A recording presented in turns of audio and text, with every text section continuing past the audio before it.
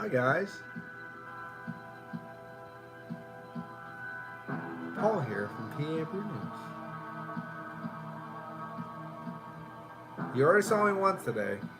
This will be the last time. Something happened today. A little help from people. 1,000 followers on Twitter. It's something that people should celebrate. I guess it's a big milestone, I guess, for most people.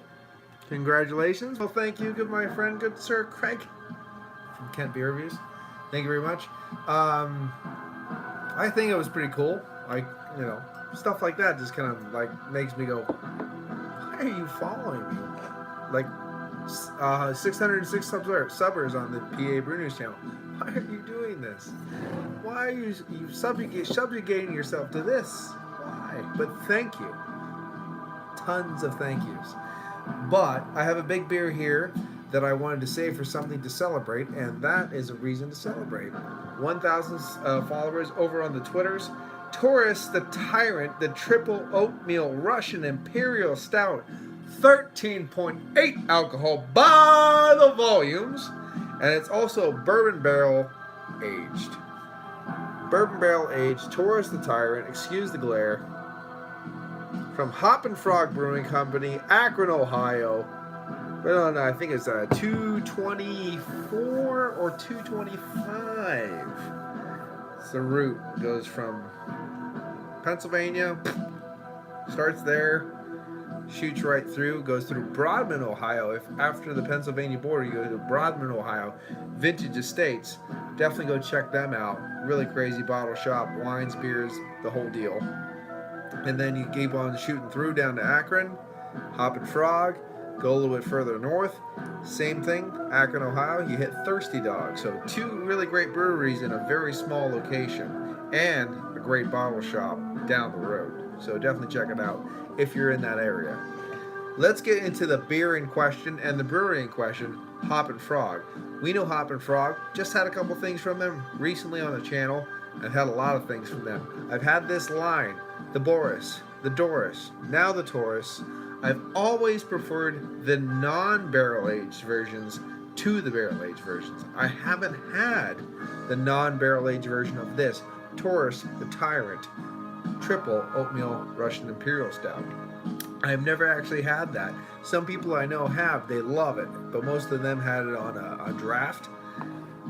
This is in a bottle, the barrel aged version. Let's crack into this thing, give it a go.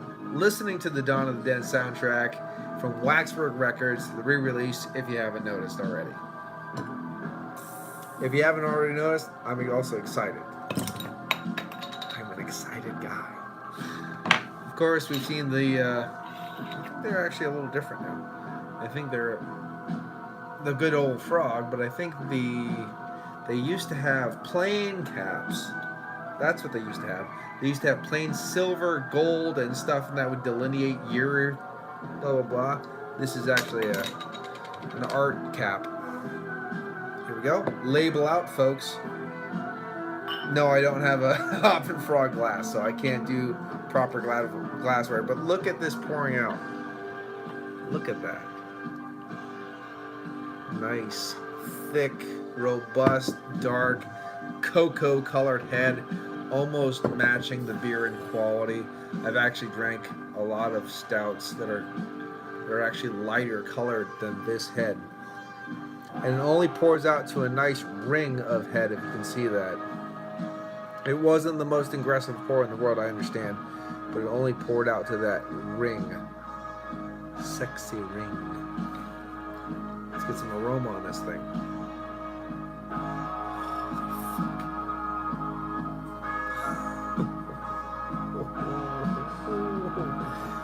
This one might take a little time. I'm going to have to restart the vinyl on this one.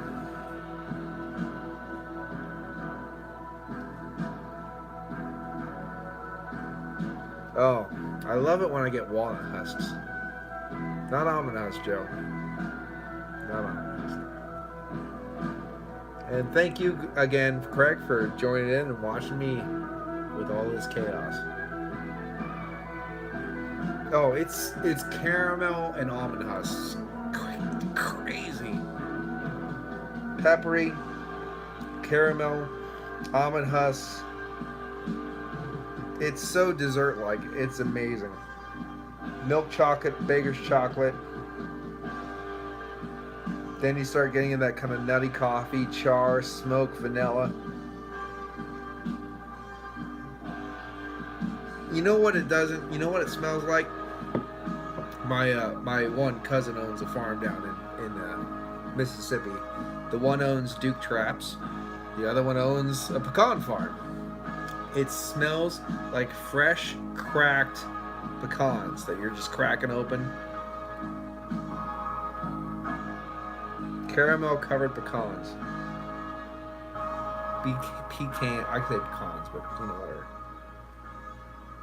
It smells like it. Oh my god, caramel drizzled pecans with all that chocolate. It is so desserty. It's amazing. Shall we? Cheers.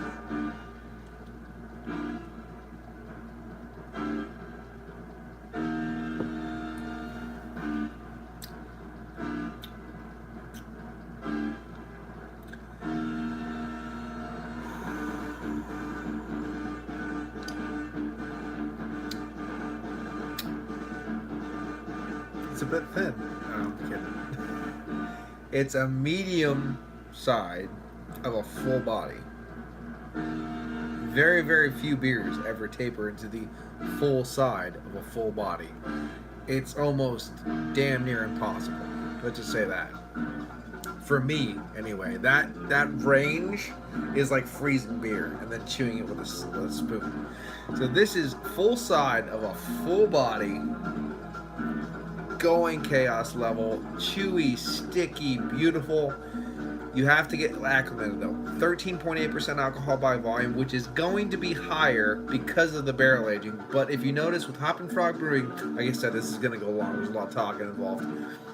With the Hoppin Brewing Company, if you've ever noticed, the barrel aged version and the non-barrel aged version of all their beers are the same ABV. That has to be inaccurate. So this is more than 13.8%. And you can feel that, and you know that the first sip you have.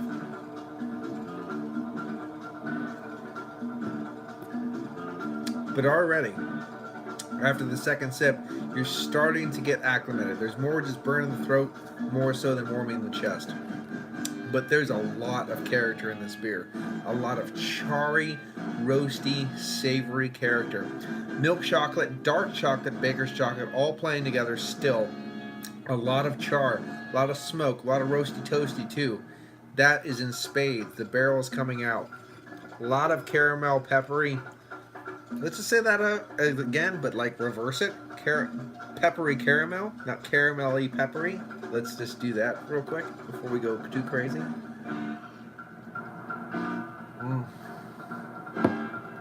Yeah, again, tons of peppery caramel. Again, you still get a little bit of that pecan, walnut husk kind of quality. Char, smoke, hints of vanilla behind all that though. It's not in the foreground, it's in the background. That caramel is predominantly the star of the show. That caramel peppery bourbon is the star of the show. Here's the thing that I've always found with all these beers. The base beer has the nuance of dark fruit every single time. And that nuance of dark fruit always gets lost in the addition of the bourbon. Why am I talking with my hands so much? But I do that, I've noticed. I'm just saying, that's what usually happens. And I love that nuance of dark fruit that I get out of those base beers. So far, T.O.R.I.S base beer, my favorite beer from that brewery. Absolutely. This is fucking phenomenal. I haven't had the base beer though.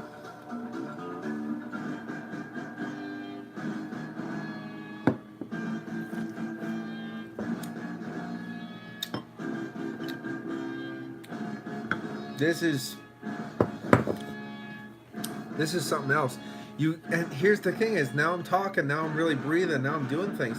I'm pulling the oatmeal. The oatmeal's coming forward. The sweetness of the oatmeal, that body of the oatmeal, the kind of toasty, roasty Oh, it actually tastes like you take a tray of oats, put it in the fucking stove, toast them, then put them in the beer. Because I've done that. You get the toasted oats. It's bringing sweetness. It's bringing toasty kind of bready qualities to the foreground. It's exactly what that last beer that I was talking about is kind of missing, that breadiness.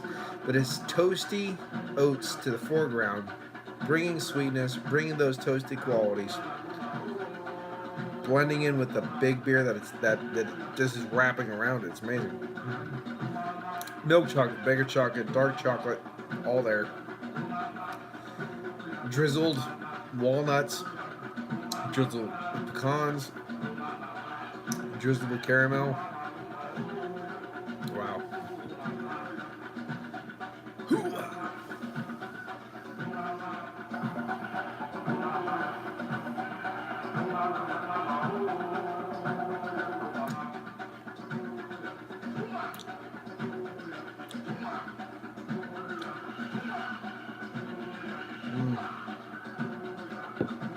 Sorry for the silence, but I had to really just enjoy the beer for a second.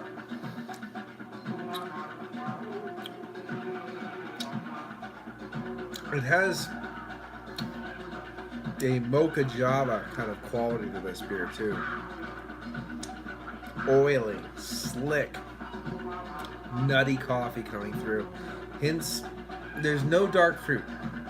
I will say that there's no dark fruit to this beer, but there's so many other qualities. I mean, almost like the little star-shaped pastries that you dip in coffee and eat them. I don't know what they're called. They're like called pastels or something like that. It has that bready, sweet kind of character. You're getting that in there too. You're getting coffee cakes, I guess you want to call them too, with all that toasted oats and the caramel and the nuttiness and the coffee and all these things. It's very dynamic in the way. It's not desserty. It's not into that imperial biscotti, patati, donut, fucking just glazed bullshit. It's just proper fucking beer made in a proper fucking way. That's just unbelievable. That's what's happening in this glass right now. Let me stand up because for 1,000 subs, I was managing to put pants on. Let me start this again because I'm not done talking about this beer yet. I'm not done talking about it. You think I'm done? Fuck no. I'm not done. Okay, now I'm done. I'm just kidding. Okay.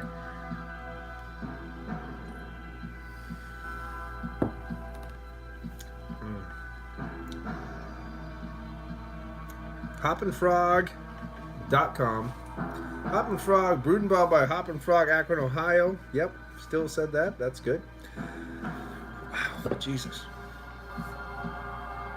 The bourbon barrel aged version. Let's read and see what it even says anything about this beer, because it's deserving to. And unlike the last beer that I talked for 20 minutes for no reason, like Peter does, this one deserves a little bit more. The bourbon barrel aged T.O.R.I.S The Tyrant Triple Imperial Stout, the super tasty triple oatmeal Russian Imperial Stout with rich, dark, and flavorful, the way we like it. The beer is intense, reaching the whole new level of taste, a wonderful complexity and depth, and imparts from aging in select bourbon barrels rich flavors of aromas of oak, yes, vanilla, yes, and whiskey abound, and perfectly complement the intense character of T.O.R.I.S non-barrel aged. I would agree with that. I haven't had the non-barrel aged. If they would have said, unfortunately, let's get into the bottom. I'm actually sad. This beer makes me sad. It makes me amazingly happy, and then amazingly sad. So this beer is doing exactly what it's supposed to be doing, and I'm talking with my hands again. But if they would have said, complexity with dark fruits, I would have said absolutely fucking not. Like, fuck you. Every single beer you ever put in a barrel ruins the dark fruit quality. They didn't say that. I think they're becoming self-aware of their fuck-ups. You know what I mean? That kind of thing. I'm not even getting star anise or anything out of this one. But What I am getting is roasty, toasty char, caramel, breadiness, nuttiness, pepperiness, vanilla. Everything that you want out of a bourbon barrel-aged beer is in this fucking beer in spades. And it's not a bit fucking thin. It's a proper mouthfeel and a proper ABV. I put strength back into session strength. That kind of thing. It's fucking fantastic. And I really have to pee all of a sudden. Why did I have to say I really have to pee all of a sudden when a fucking new watcher comes in? Because they're going to leave now. What the hell? Well, say hi, new watcher, because I'm having a great time drinking this beer. This beer basically,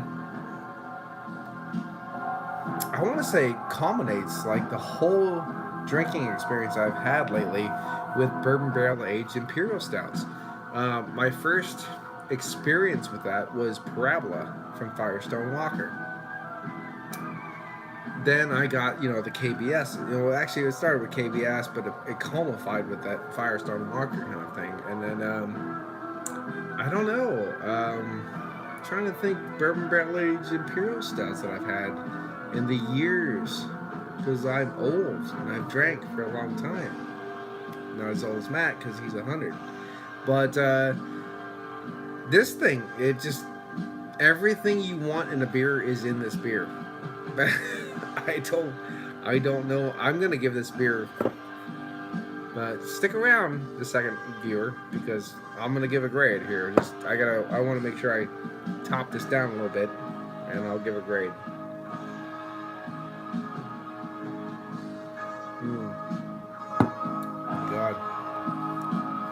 My God. I actually don't know what I paid for this, and it's underneath here, so I will tell you.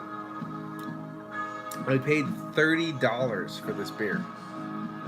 I'm just gonna say this. This was a brewery back as far as I know. This was only brewery only. I've had the Rocky Mountain Doris bourbon barrel aged, the regular Boris. Can't talk. I've had the regular Boris bourbon barrel aged. I've had Doris bourbon barrel aged. I've had the Rocky Mountain Doris bourbon barrel aged. All kind of fall in comparison to the original, and that's the only time I've ever known. I don't know, the two watches we have you ever had a beer that the bourbon barrel aged version is less superior to the regular version? Okay? I'm asking you guys, because honestly, no, until it comes to Hoppin' Frog, because Hoppin' Frog's base beers are always, to me, superior than the bourbon barrel. And this is the first time I've ever had a Hoppin' Frog beer that the bourbon is complex. It has bright pepperiness, bright caramels. It has that nuttiness behind it too. You get the oak, because everyone else, the other ones, are so plain Jane boring that they actually cover up the beer. Very regular. Very regular. There you go. But, yeah, this beer, I actually should have turned the goddamn camera. I forgot, because all the cracky, shitty areas on that side. That's why you don't see a big finger when I do this. Usually the big finger's like that. Actually, it's huge. I don't know. Turning the camera that way makes my finger massive. I don't know how. Yeah, whatever. Anyway, that's beside the point. This beer, to me, is unflappably invalid. Does that make sense? You cannot say this beer has faults. No. It's unflappably perfect. I just want to keep holding this and keep dripping this into this thing.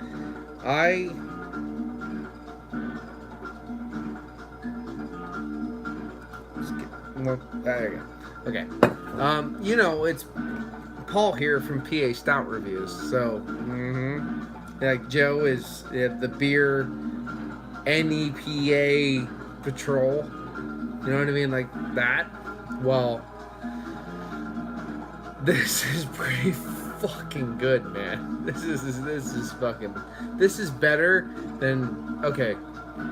This here you go. This makes sense. This is better than Double Tempest. Oh wait. Who's this? Good to the. That's fucking right, man. Good to the last drop. There's more drops in there. I will get those out. I promise. I promise, motherfucker. This is better than from beers that I've had in the past. This is better than any of the Niagnos. This is better than the Double Tempest, Bourbon Barrel Aged Double Tempest from Canada. This is better than Perala. This is better than KBS. This is better than CBS. This is better than I've had lots of beers.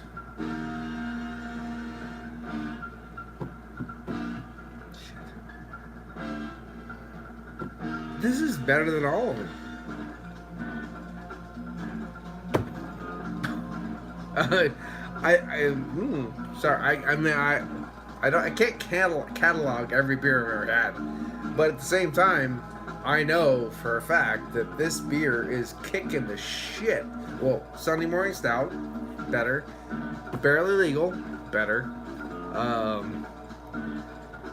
Storm King, better. Dark Intrigue, better. Java Cask, better. And those are like the top hitters.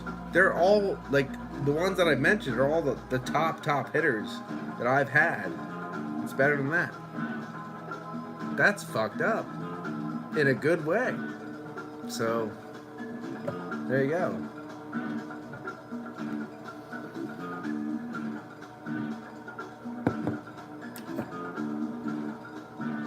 Let's see. Let's see if it's good the last drop. Let's just, oh, there's more. Oh shit. Oh, what was the? I read something a long time ago when I was an alcoholic, which I'm totally not now. It's just a fun craft beer hobby. It takes like 35 minutes or something. If you hold a liquor bottle upside down, it takes like 35 minutes to dispel all of the liquor that's actually in the bottle.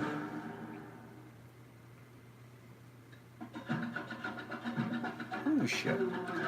That's good enough. We're not gonna go crazy.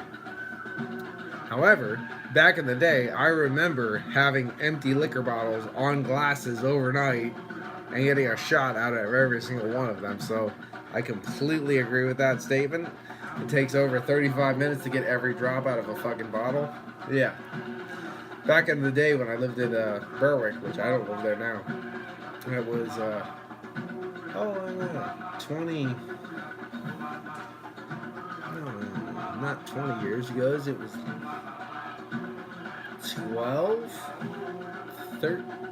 13 years ago. Something like that. Yeah, oh yeah.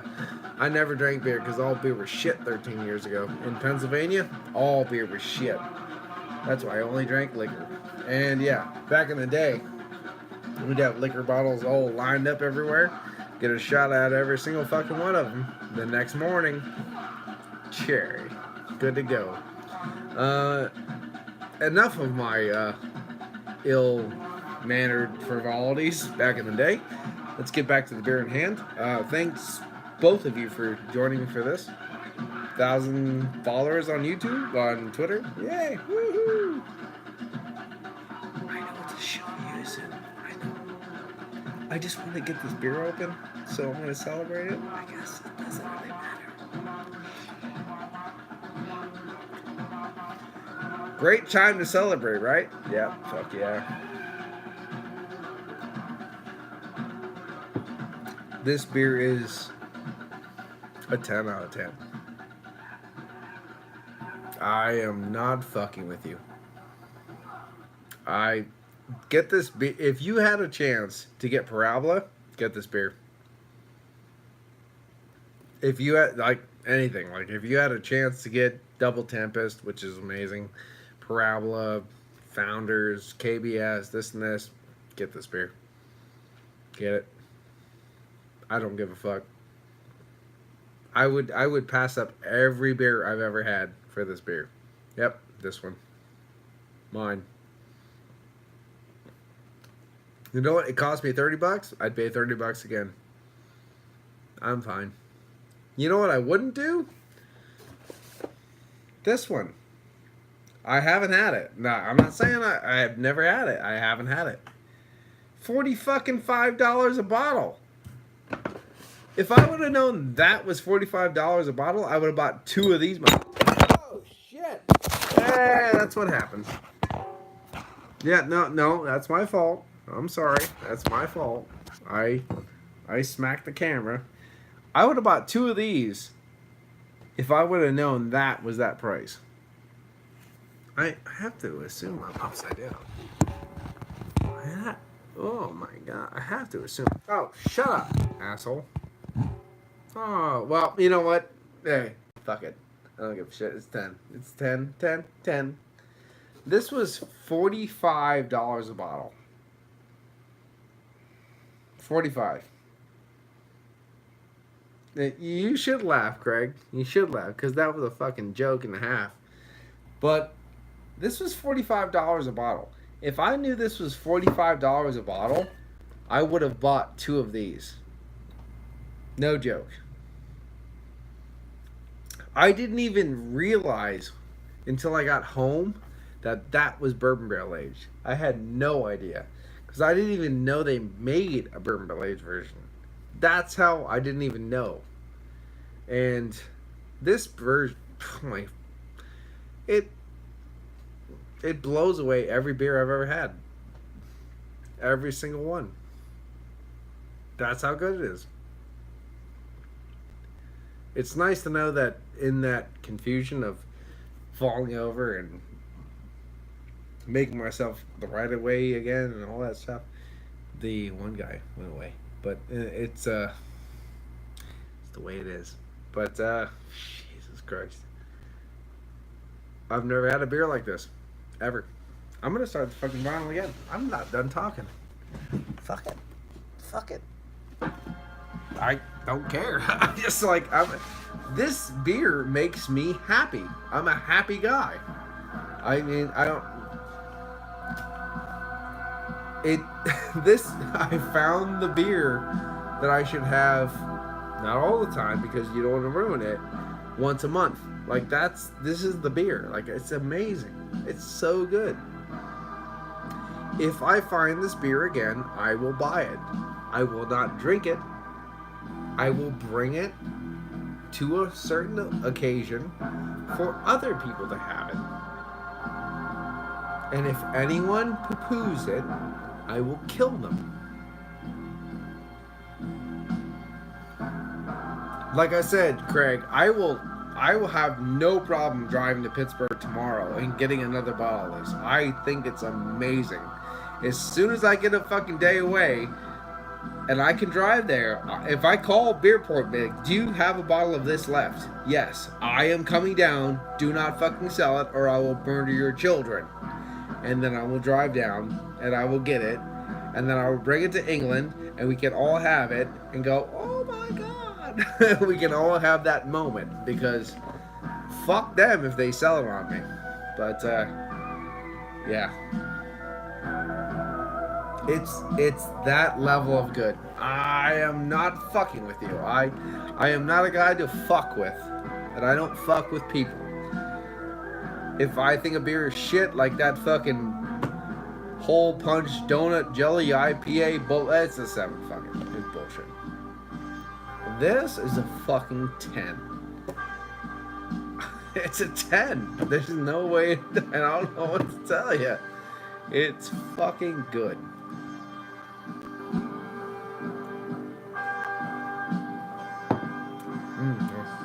We got some on the fingers. It stains your fingers. It stains your fingers black. It's that fucking good. Oh my god. Oh, Jesus Christ. Why couldn't they have just made this beer from the beginning? Like we don't do... What? Oh, this is the Dawn of the Dead soundtrack from 1978, made in the Monroeville area of Pennsylvania at the Monroeville Mall.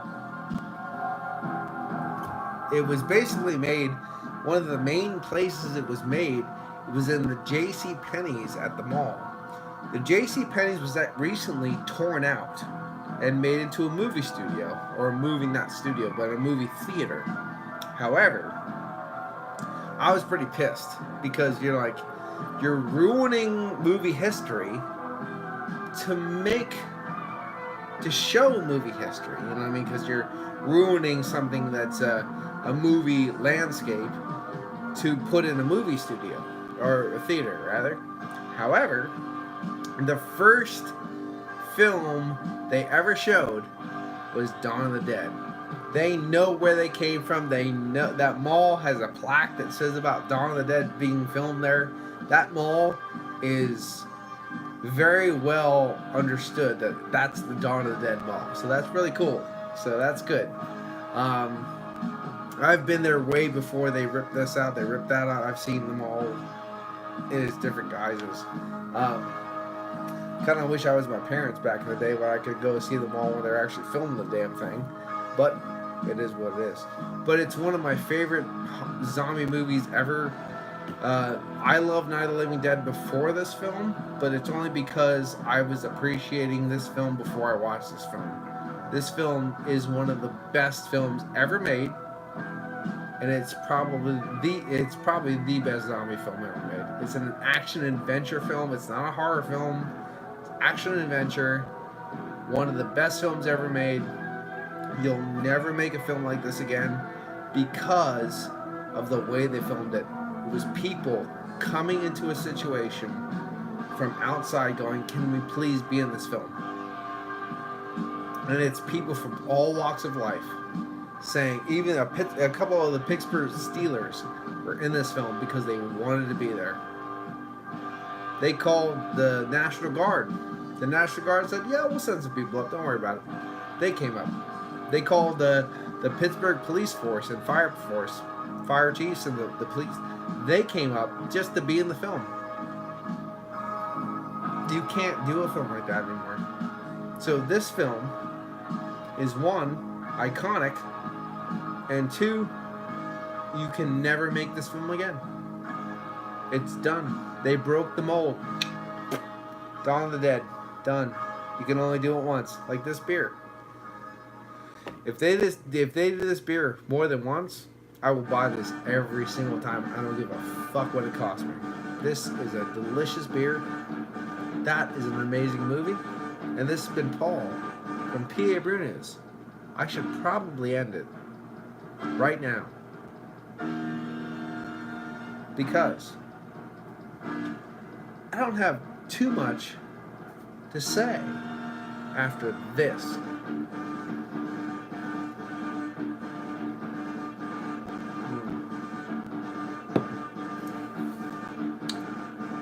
I'm going to sip on this and enjoy it because it's that good. This has been Paul from PABrewNews. Thank you, Craig, so much for enjoying me through all this shit. Just joining me and enjoying me, all that joining. And I will see you in person. Well, I've been enjoying it for sure. And I will see you in person in fall, in the autumnal season of 2019 in Kent, England. I'll see you later. I don't know why I'm Irish. It's Paul from PABrewNews. No, we're not doing it. We're not doing a Peter. This is Paul from PABrewNews. See you later, guys. Cheers. Bye-bye. Have a great one.